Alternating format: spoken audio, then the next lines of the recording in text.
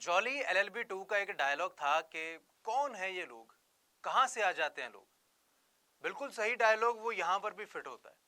2 लाख रुपया देकर ये लड़का आईएएस अधिकारी बनने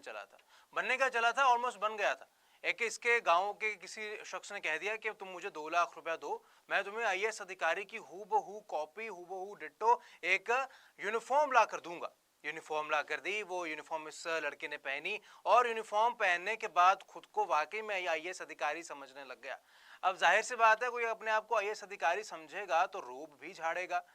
कुछ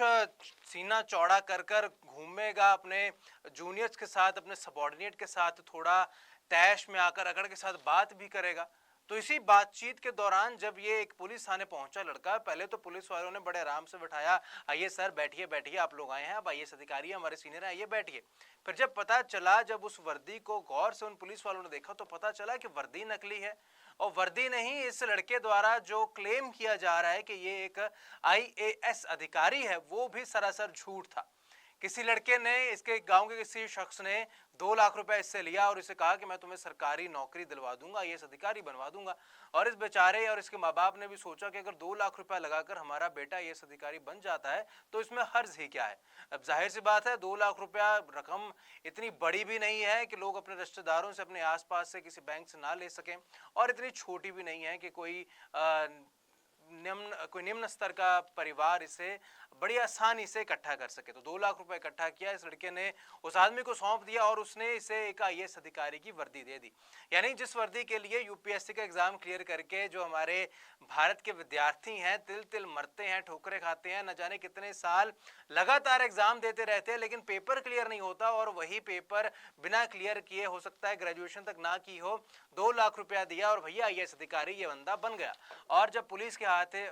हत्थे चढ़ा तो तोते की तरह बोलने लगा सारा सच कि कौन गांव का रहने वाला है, कौन वर्दी दिए रहे, कौन वर्दी नहीं दिए रहे, एक एक चीज इस बंदे ने पूरे आराम से, पूरे विस्तार में बता दी। अब हालांकि पुलिस ने इसके खिलाफ क्या चार्जेस लगाए हैं, 420 की धारा लगाई है या किन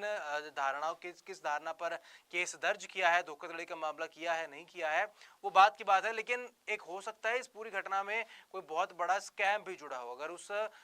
धोखा करने वाले शख्स ने इस बेचारे को, इस बुद्धू को अपना शिकार बना लिया, तो हो सकता है बीत चुके सालों में उसने और लोगों को ऐसे बेवकूफ बनाया हो। 2 लाख रुपया लिया, एक 500, 1000, 1500, 2000 की वर्दी दे दी, बता दिया किसी को कि तुम हो आईएएस अधिकारी, और अब तुम जाओ जनता पर, अपने आसपास के लोगों पर, प्रजा पर एक राजा की तरह हुक्म चलाओ।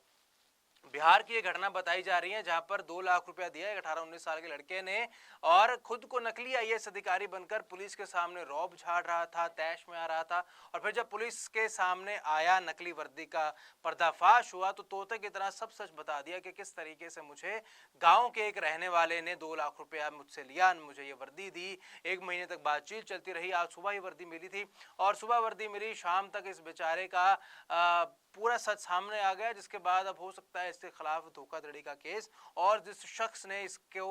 ये नकली ये वर्दी पहन दी थी और आईएएस अधिकारी बनवाने का झूठा ढोंग रचा था, उसके खिलाफ भी पुलिस ने मामला दर्ज किया हो।